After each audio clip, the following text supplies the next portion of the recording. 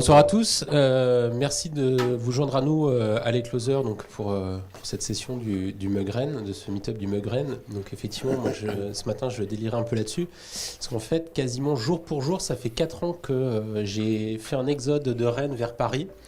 Donc je trouve ça assez marrant de revenir au bout de 4 ans.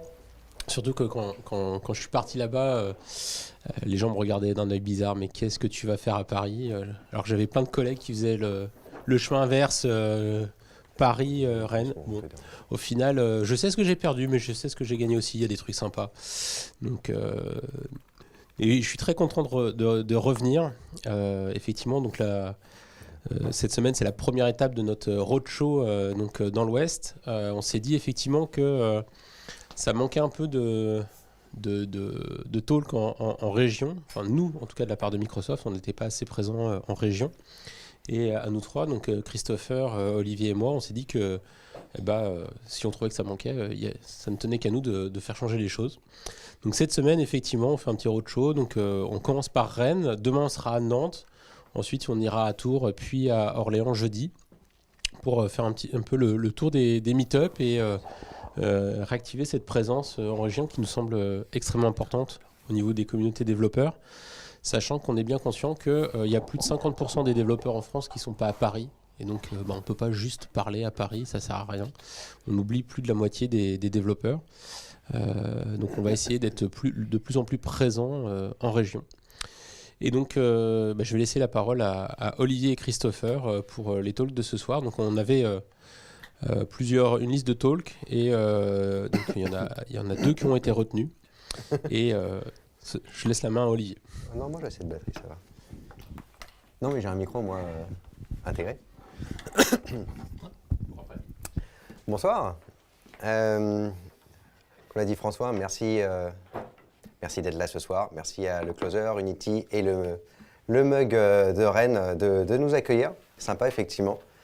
On s'est dit qu'il fallait venir un petit peu voir les gens en dehors de Paris, parce qu'on est assez actifs sur Paris. Et voilà, c'est pour ça qu'on est là ce soir. Je vais faire je ne sais pas en général à quoi ressemblent les sujets que vous avez ici, c'est plus de l'Azure, du .NET, etc. Moi, je suis développeur front à la base, donc je fais beaucoup de JavaScript, même du Node, etc. Et j'utilise VS Code comme éditeur par défaut. Et je voulais savoir vite fait, il y en a qui utilisent VS Code ici ? Voilà, super, magnifique, finalement, il y a du monde. Voilà.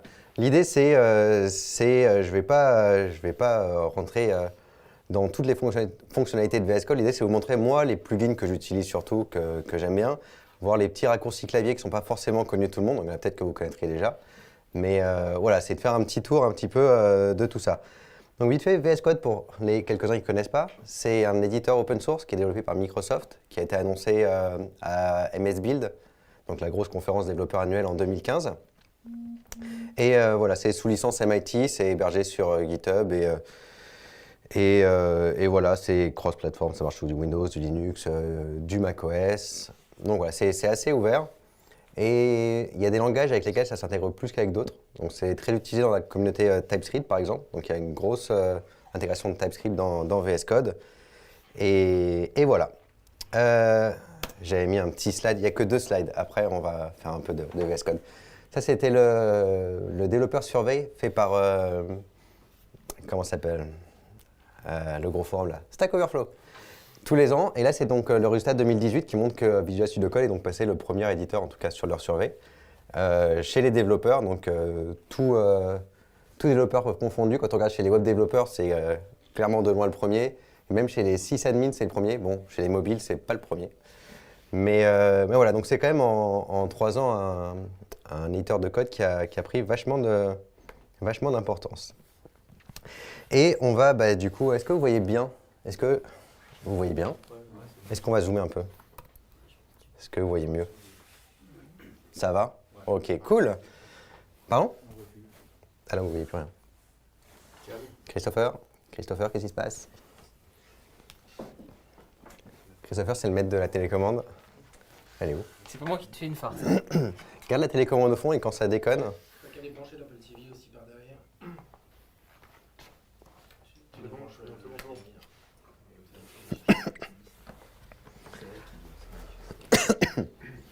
Ok, cool. Donc bon, là, vous voyez l'interface de base de VS Code. J'utilise un thème qui s'appelle Cobalt 2, je crois.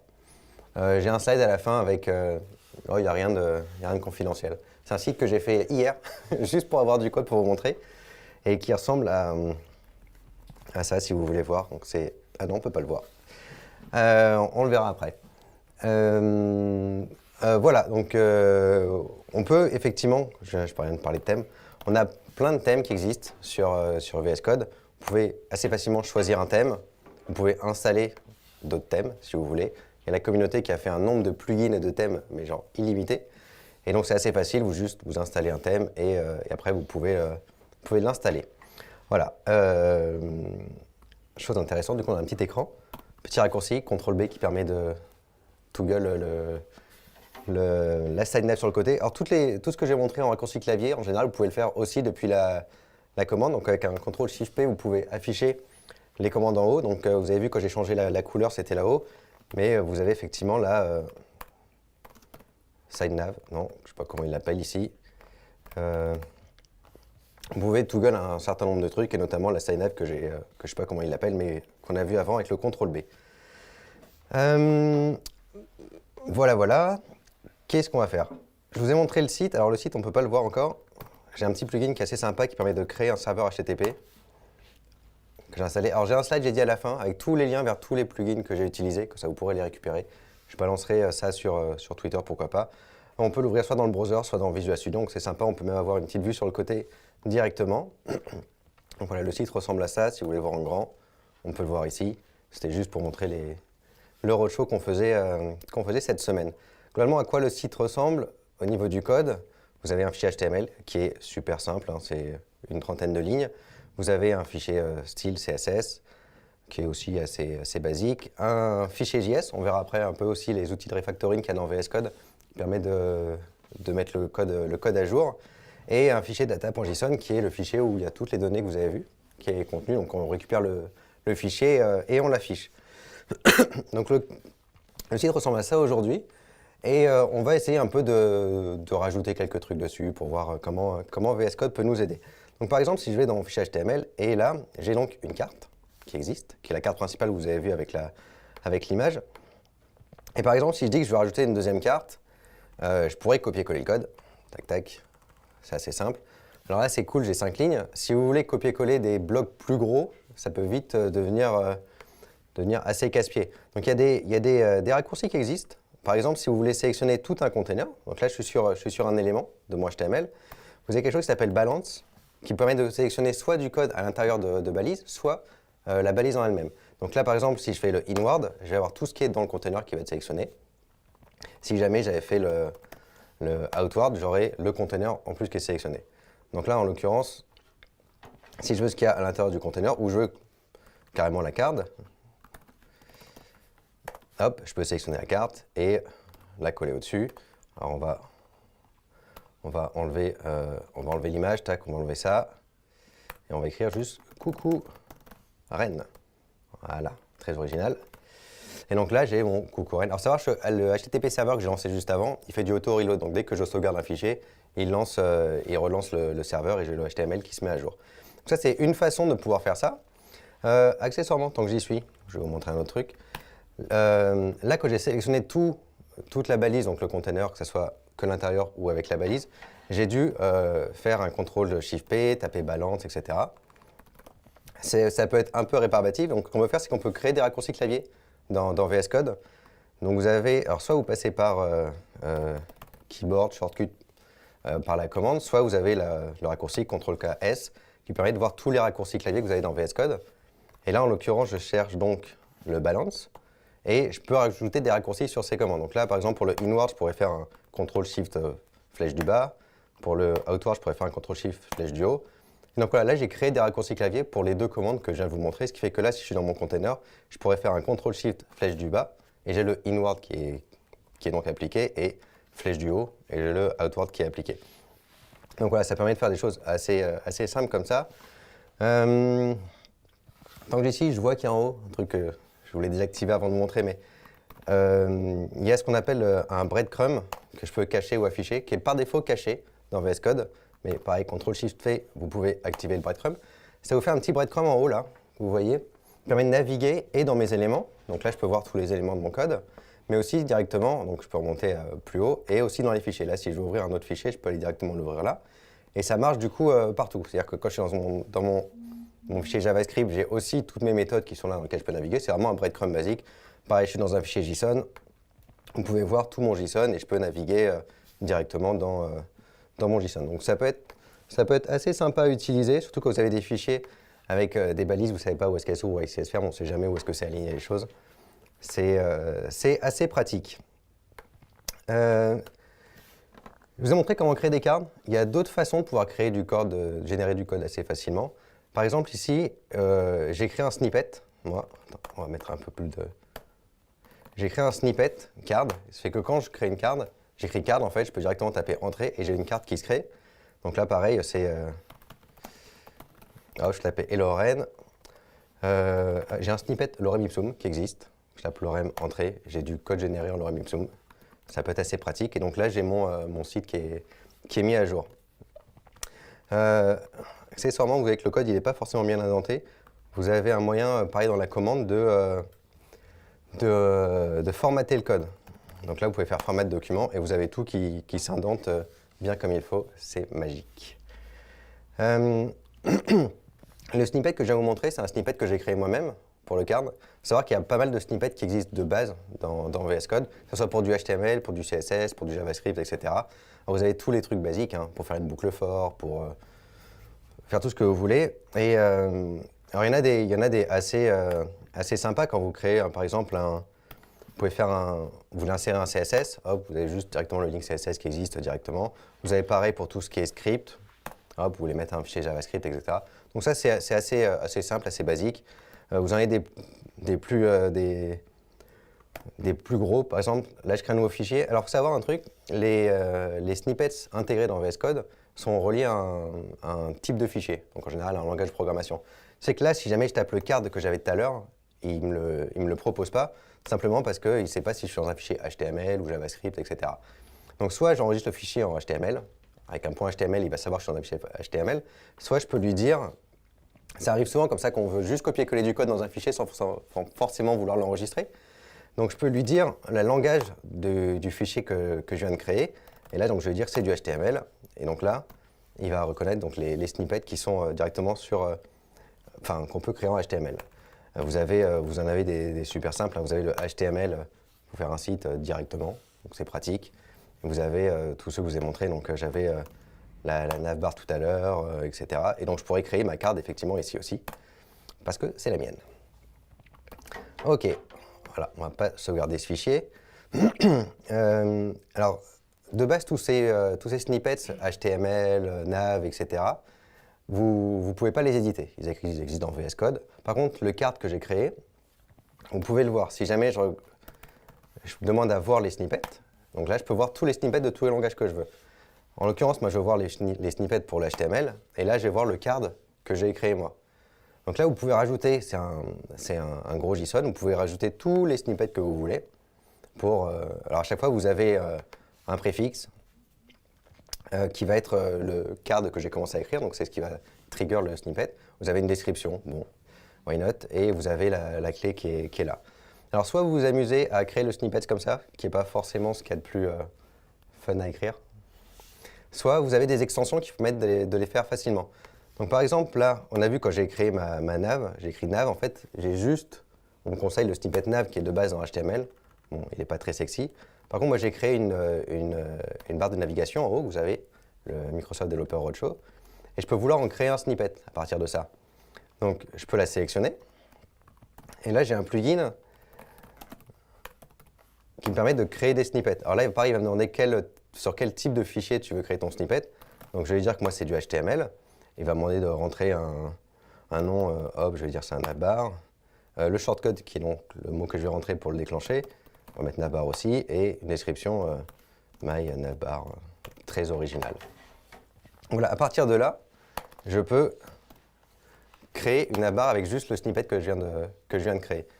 Et si on va, alors là ça va faire un truc super moche, forcément. Mais si on retourne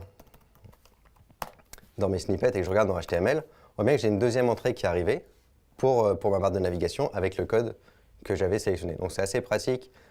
Moi, pendant longtemps, j'ai créé mes snippets à la main en achetant les doubles côtes au début, à la fin, etc. C'est pas super fun. Donc c'est assez pratique d'avoir ce genre d'extension pour créer des snippets. Qu'est-ce que je vais pouvoir vous montrer d'autre? Dans le CSS, il y a des petites choses sympas dans les CSS quand on fait par exemple des couleurs. Vous avez par exemple, là j'ai le host, ça doit être un petit texte par là. Le host, quand je mets sur le code couleur directement, je peux aller changer la couleur facilement. Ce qui fait que là, voilà, j'ai le host qui est là, qui a changé de couleur. Donc ça, c'est les petits tricks sympas.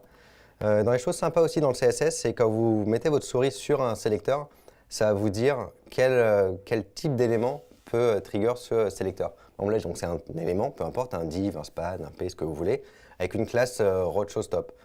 C'est que par exemple, si je fais un truc un peu plus compliqué, on va dire, si on veut, là, je vois que c'est un élément avec un identifiant roadshow et une classe roadshowStop. Donc c'est intéressant de voir qu'est-ce qui trigger. Ça arrive régulièrement de ne pas savoir pourquoi on a créé une règle CSS, mais qu'elle ne s'affiche pas dans le navigateur. On essaie d'inspecter, etc. Et du coup, là, on peut voir si notre élément qu'on a créé dans HTML, en fait, il correspond à ce qu'on voulait dans le code CSS. Voilà un peu pour le CSS, il n'y a pas grand-chose. Dans les trucs sympas, dans JavaScript, qui fait du JavaScript? Que ça soit en Node, Ok, petite moitié. Là, le JavaScript que j'ai écrit, il est très, ECMA 2000 il y a longtemps. Donc ECMAScript, pour ceux qui ne connaissent pas, c'est le standard du langage JavaScript. Donc c'est ce qui est défini un peu, c'est un peu comme si vous avez Python 2, Python 3, 3.1, etc. Donc voilà, en JavaScript, on a ECMA 2015, 2016, 2017. Donc tous les ans, on a de nouvelles fonctionnalités du langage. Et en l'occurrence, on a des choses qui sont arrivées récemment, comme les fonctions async, etc. Et là, VS Code, en fait, par défaut, donc là, il n'y a pas de plugin. C'est ça que j'ai dit que c'était assez bien pour les développeurs web qui font du TypeScript, du JavaScript, etc. C'est que là, il va vous dire, mais votre code, il pourrait devenir une fonction asynchrone. Vous pouvez assez facilement lui dire, ah, bah, vas-y, convertis ma fonction, et il va vous convertir votre fonction en fonction asynchrone. Donc c'est assez simple, et pareil pour ceux qui font du JavaScript depuis un moment. Ça, c'était la façon dont on créait des classes en JavaScript il y a quelques années encore. On crée une fonction, et on ajoutait des méthodes sur son prototype. C'est bien, mais c'est pas très lisible. Et finalement, depuis quelques années, on a du sucre syntaxique qui est mis par-dessus ça en JavaScript, qui permet d'écrire des classes un peu comme on l'écrit dans d'autres langages. Et pareil, VS Code va détecter que dans mon code, j'ai énormément de choses qui devraient ressembler à des classes aujourd'hui quand on écrit du code en 2018, et qui va me proposer de convertir soit cette fonction, soit toutes mes fonctions en classe, et donc intégrer les méthodes dedans. C'est assez bien pour tous les gens qui disent qu'ils ont du code legacy écrit en JavaScript il y a plusieurs années et qui voudraient le convertir. Il y a des choses assez simples comme ça, où il n'y a pas besoin de beaucoup de travail pour déjà avoir une première étape de conversion de code sur des choses un peu plus modernes. Dans les choses cool aussi dans JavaScript, quand vous faites, je parlais tout à l'heure du fait que c'était assez intégré avec TypeScript, VS Code. En JavaScript, il n'y a pas de type, mais on peut demander quand même à VS Code d'interpréter le JavaScript comme s'il y avait des types pour détecter les erreurs. Par exemple, si je fais une boucle for, et je vais faire un truc super moche, hein, hop, et je fais voilà, tac. Ce code ne marche absolument pas. Mais l'éditeur, vu que JavaScript n'est pas typé, il ne sait pas qu'il ne marche pas. Par exemple, il ne sait pas que i n'a pas été déclaré, il ne sait pas que console n'a pas de méthode log avec 2G. Donc voilà, donc j'ai pas d'erreur qui apparaît à ce moment-là. Il faut que j'aille dans mon navigateur pour voir que ça plante directement. Ce qu'on peut faire, c'est qu'on peut lui demander en haut d'interpréter le fichier comme s'il y avait des types. Donc on a le alt ts check qu'on peut activer, où là il va me dire d'un seul coup que là il connaît pas i. Donc ce qu'il peut faire, c'est normalement, si on fait un truc bien, il faut que je mette un let devant i pour déclarer le variable i. Pareil, là il va me dire que console, finalement, il n'a pas de méthode log avec 2G. Donc il va me dire, bon là il est assez intelligent pour me dire, t'es sûr que c'est pas le log et le G que tu voulais dire? Donc voilà, c'est aussi un petit truc qui est sympa, si vous voulez détecter les erreurs de code, enfin une grosse partie des erreurs de code en JavaScript, avant d'aller dans dans le navigateur et voir tout qui crache. Vous pouvez... C'est à partir d'un plugin ou c'est juste Non, là c'est de base. Ouais. Ça vient du fait que comme VS Code est très intégré avec tout ce qui est TypeScript. Et ça a beaucoup participé d'ailleurs, je pense, à la popularisation de VS Code parce que TypeScript, qui est un langage développé par Microsoft, qui a été repris par l'équipe Angular, qui développe un framework web, donc ça en est devenu le langage par défaut. C'est que l'éditeur est très utilisé de part et d'autre chez Microsoft et chez Google, et ça a bien popularisé l'éditeur.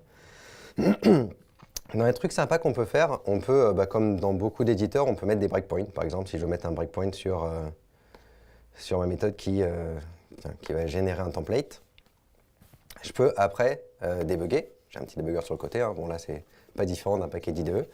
Après, je peux choisir d'éditer dans le Chrome. Quand on fait du web, c'est assez sympa parce qu'en général, dans les outils de développement, que ce soit du Chrome, du Edge, du Firefox, vous pouvez toujours mettre des breakpoints dans les consoles. C'est bien de pouvoir débugger son code directement dans l'IDE. Surtout quand on fait sur un framework qui est en TypeScript par exemple, et qu'on a des fichiers map qui font la liaison entre le JavaScript qui est généré et le TypeScript. C'est quand même bien de pouvoir débugger directement dans son IDE. Donc là, je vois que j'ai un Chrome qui a été lancé, et je peux débugger mon code là-dedans. Donc on voit, j'ai accès à tout, aux variables, etc. Comme dans un truc de debug normal, sauf que là en fait ça tourne dans mon navigateur, mais j'ai le debug qui est fait quand même dans mon IDE. Un truc qui est sympa, que j'ai découvert il n'y a pas longtemps, en préparant cette presse, donc hier. Là j'ai un console log. Alors je fais beaucoup de console log pour voir les données que je récupère, si elles sont bien comme je veux, et les données que je transforme, si elles sont bien comme je veux aussi. Mais en fait, on peut soit créer des breakpoints, quand on fait un clic droit sur le côté, soit on peut créer des log points.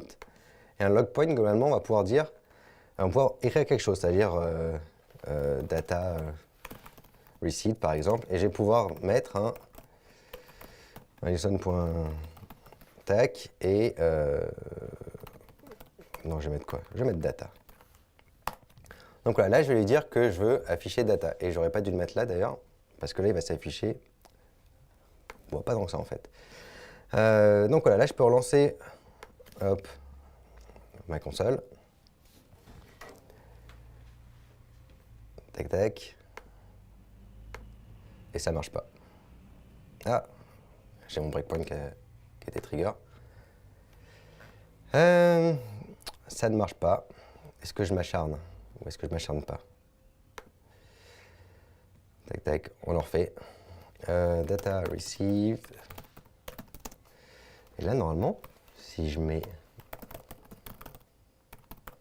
S'il y en a qui voient des erreurs de code, vous avez le droit de le dire, de me laisser galérer. L'idée, c'est de dire que dès que j'arrive là, en fait, je vais écrire un message, donc ça peut mettre les données aussi, sans que j'ai besoin d'écrire de console.log qui pourrait être un peu casse-pied. Alors là, il est undefined. Forcément, je ne l'ai pas mis au bon endroit. Non, mais c'est une blague. Je ne l'ai pas mis au bon endroit toujours.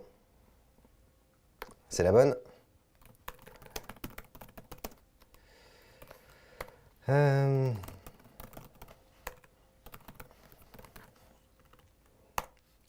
Ok, là on y croit. Voilà, super. Donc là j'ai relancé, j'ai dans ma console de debug, j'ai ce que j'avais écrit, le data received, et j'ai aussi les données qui sont affichées. Voilà, ça évite d'écrire des console logs partout dans le code, des prints pour ceux qui font du Python, ou des println système pour ceux qui font du Java, etc. Donc c'est assez pratique. Après on peut juste les enlever ou les disable sans forcément aller supprimer tous les prints qu'on a fait. Qu'est-ce que je peux vous montrer d'autre de sympa? J'ai plein d'extensions à gauche là. Slack, j'ai un Slack intégré. Alors c'est un plugin. C'est assez fun. Par exemple, là je peux aller parler sur le Slack que j'ai avec nos chers amis de Rennes. Coucou, que vous avez dû recevoir. Donc voilà, il y a un petit Slack intégré dans Chrome. Il y a aussi du Discord pour ceux qui veulent, etc. Ça peut être cool. Il y a pas mal d'outils d'intégration avec tout ce qui est Git et GitHub. Donc avec Git, on a merci. Merci Christopher. Donc là, j'ai une intégration avec Git où j'ai toutes mes branches, j'ai tout l'historique d'un fichier sur lequel je suis, qui est assez sympa aussi. Et Si par contre, on va faire un truc. Je vais créer une nouvelle branche, test, très original, que je vais mettre, je vais binder sur master. Et par exemple, si j'écris tac, je l'écris hello, bien sûr. Donc là, j'ai mis à jour mon code. Donc, hop, de base, il y a l'intégration Git qui est assez standard. Vous pouvez juste voir les changements que vous avez sur chacun des fichiers. Donc, c'est pas bien sorcier. Vous voyez les changements faits sur tout le fichier. Et vous pouvez donc commit fixe card par exemple. Ouais, vas-y. Et donc là, je peux commit. Hop. Voilà, donc c'est sur GitHub. Et après, il y a une extension qui s'appelle GitHub Pull Request, qui est assez sympa, qui permet de créer des pull requests. Donc là, je vais dire que je vais faire une pull request qui va aller sur master. Ah, j'ai publish test d'abord. Hop. Petite icône en bas qui permet de publish. Là, j'ai fait le commit juste avant. Là, je fais le push sur Git, pour ceux qui sont familiers avec Git. J'espère la plupart d'entre vous. Donc là, on verra plus tard. Donc voilà, là je peux créer donc, hop, une pull request.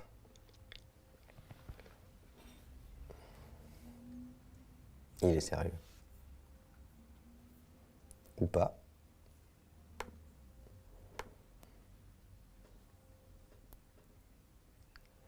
Ok, si, elle est la pull request. Pourquoi il met des heures en bas? Tac. Donc voilà, là j'ai une pull request qui a été créée. Donc c'est bien, c'est qu'on retrouve une interface qui est similaire à celle de GitHub directement dans VS Code.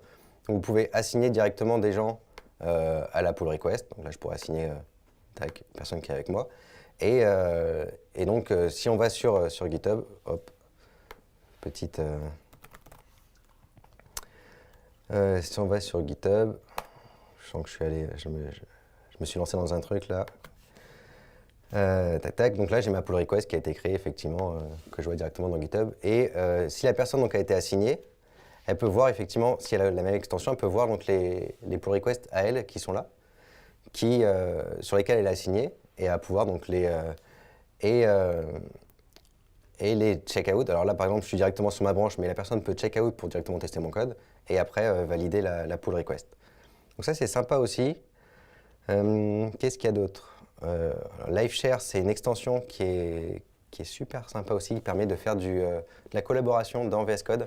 C'est-à-dire que vous pouvez inviter une personne, je peux démarrer oh là là, il me demande des choses. Je peux démarrer une session de collaboration. Voilà. Il n'y a pas Christopher, t'as pas un VS Code d'ouvert? Probablement, si. Ah ah. Donc par exemple là, si je vais parler à Christopher. Je vais envoyer un message à Christopher.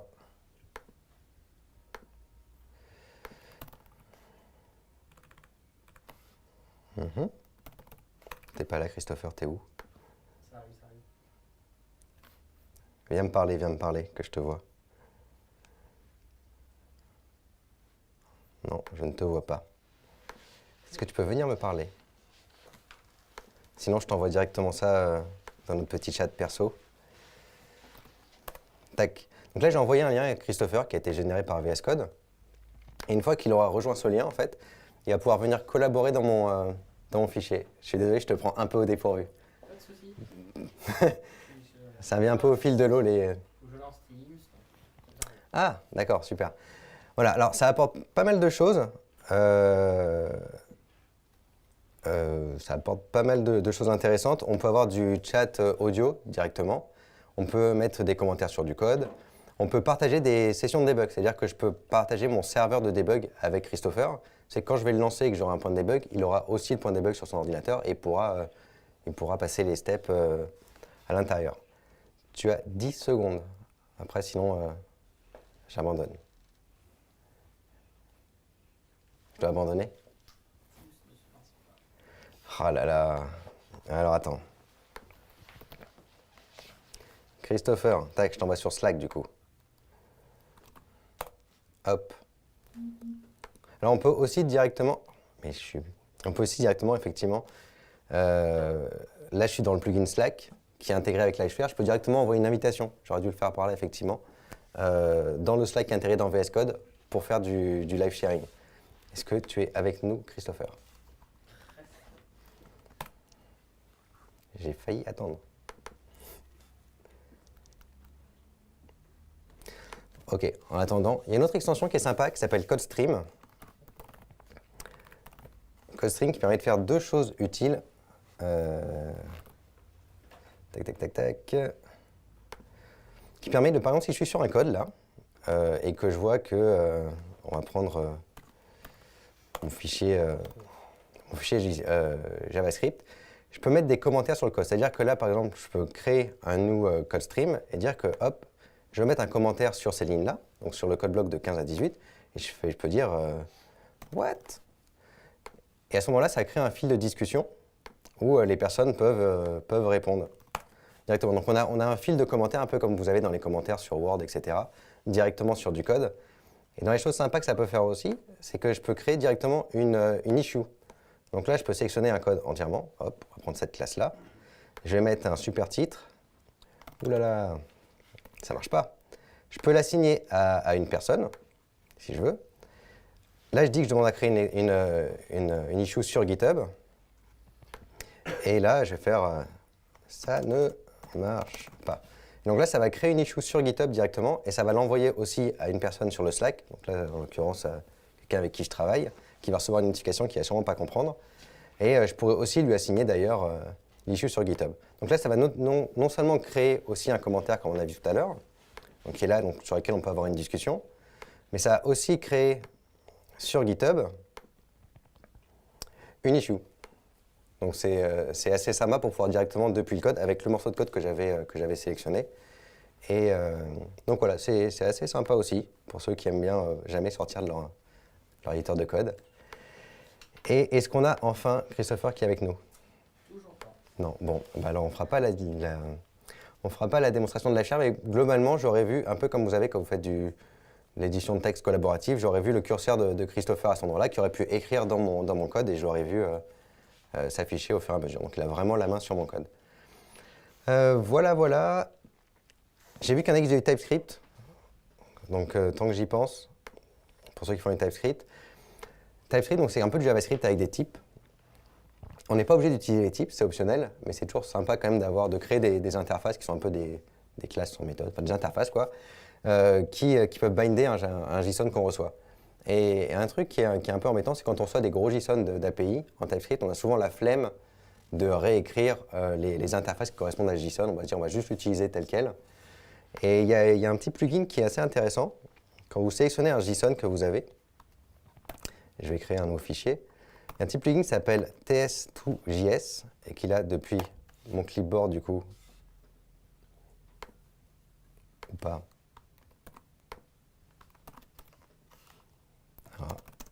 Ah bah voilà, ça met un peu de temps.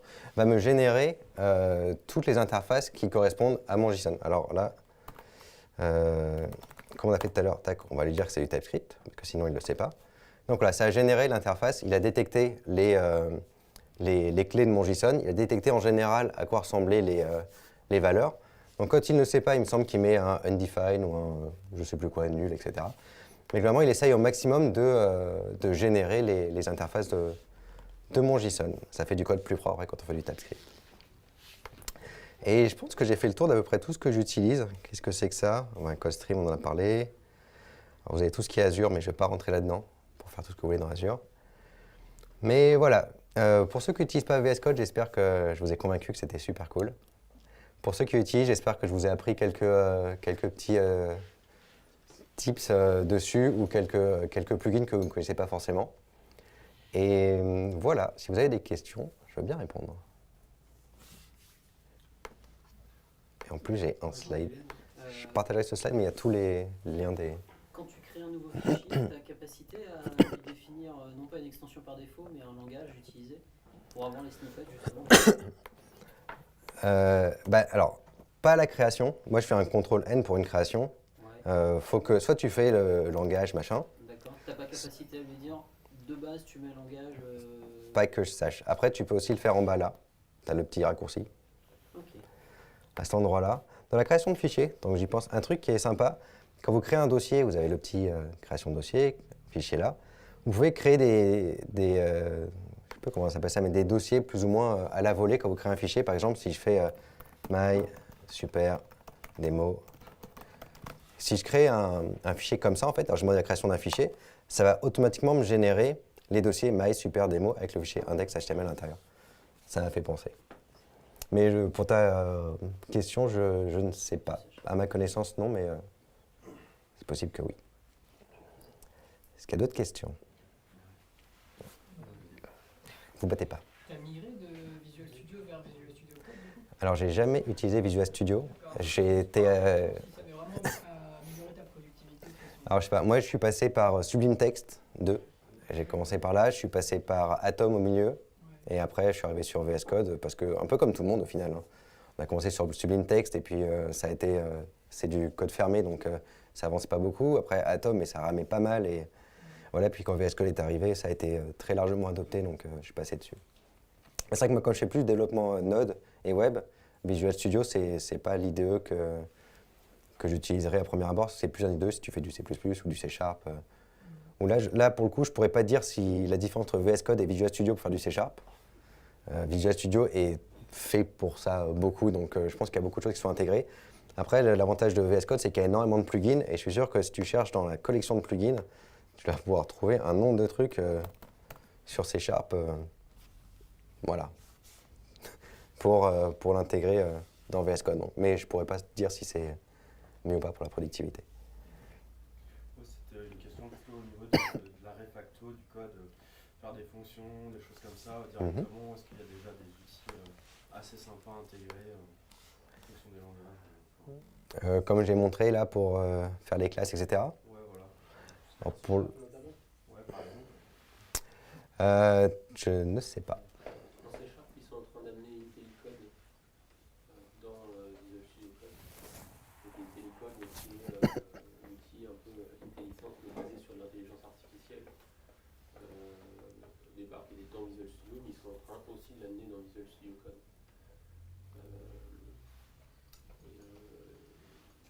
Et beaucoup d'outils En fait, ce que Visual Studio Code aussi a défini, c'est un protocole.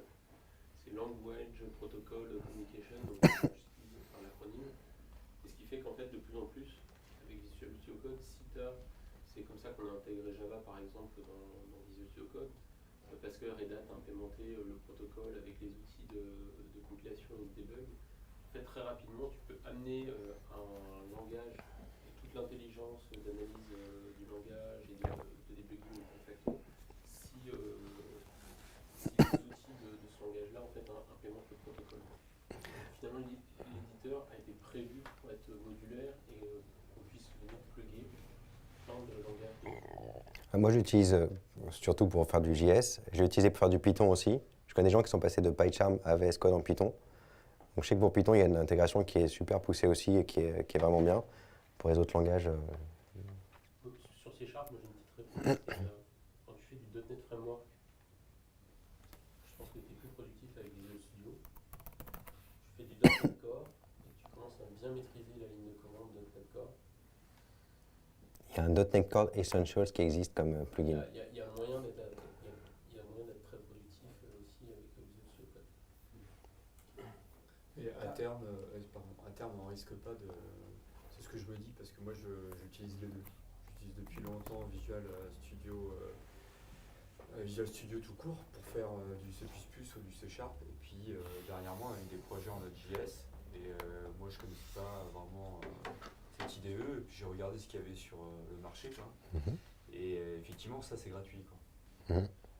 Et parmi ce qui était gratuit, pour moi c'était ce qui aujourd'hui est vraiment mieux. Mais justement, se poser cette question, la question qui a été posée avec d'autres collègues, parce que nous, on est toujours sur Visual Studio pour les projets, les gros projets lourds. Et on se disait que à terme, je ne sais pas si on aura effectivement toutes les possibilités, toutes les fonctionnalités. Est-ce qu'elles vont être toutes exister sur Visual Studio Code, quoi. Parce que Microsoft va toutes les mettre sous forme de plugin ou à travers la communauté. A priori, moi j'aurais tendance à dire non, parce que sinon Visual Studio perdra pas de son charme, mais financièrement ça serait pas très intéressant, quoi, je dirais. Alors, je Je ne sais pas quelles équipes bossent sur l'un ou l'autre. Je des peux répondre projets. un petit peu à cette question. Ouais. Parce qu'il se trouve que avant d'être aux relations développeurs, j'étais aussi aux outils de développement Visual Studio, donc je peux répondre à ces questions-là. Non, alors Visual Studio Code déjà n'est pas focus C#. Il est focus tout langage, donc c'est un éditeur de code. Donc c'est pour ça qu'en fait il y a plein de langages qui sont supportés dedans. Visual Studio continuera à être... c'est un peu... Ce que tu viens de dire, c'est exactement le point. Visual Studio Code, c'est gratuit. Donc, on contribue énormément, mais la R&D qu'on fait sur les outils de développement, elle est faite d'abord dans Visual Studio. Et puis, il y a un moment, il y a certaines fonctionnalités qu'on décide de mettre globalement pour tout le monde dans Visual Studio Code. Mais par exemple, des sujets comme IntelliCode, où on fait tourner des algos de machine learning et d'IA pour faire de l'intelligence artificielle sur le refactoring du code, d'abord, ça va dans Visual Studio parce qu'effectivement, il y a un moment où cette R&D, cet investissement sur le développement de ces fonctionnalités-là, faut effectivement un petit peu le rentabiliser. Ça, c'est le premier point. Donc, ça reste ça. Ensuite, il y aura des grosses différences. C'est que on voit Christopher qui est en train de... Vas-y, tu peux écrire dans mon code. Donc, pendant que je parle, ils font la démo de LiveShare. Après, d'autres choses aussi, c'est que dans Visual Studio, même s'il est effectivement, de temps en temps, on se dit « Visual Studio, pour ouvrir un petit projet, c'est lourd. » Par contre, ouvrir une solution avec 130 projets, comme j'ai pu en voir dans des grosses entreprises, avec, en gros, il y a tout le système d'information qui est dans une solution Visual Studio. Je vous souhaite bien du plaisir pour ouvrir ça dans Visual Studio Code. VS Code est basé sur la technologie Electron. Donc en fait, c'est un serveur Node avec un Chromium qui tourne et qui est packagé dans une application desktop. Donc effectivement, ça prend des ressources. Voilà, c'est la même techno qui est derrière Slack en l'occurrence, par exemple. C'est pour ça que Slack aussi prend pas mal de ressources. Voilà, alors que Visual Studio aujourd'hui, c'est un IDE qui est encore en C++. Il travaille énormément sur l'optimisation.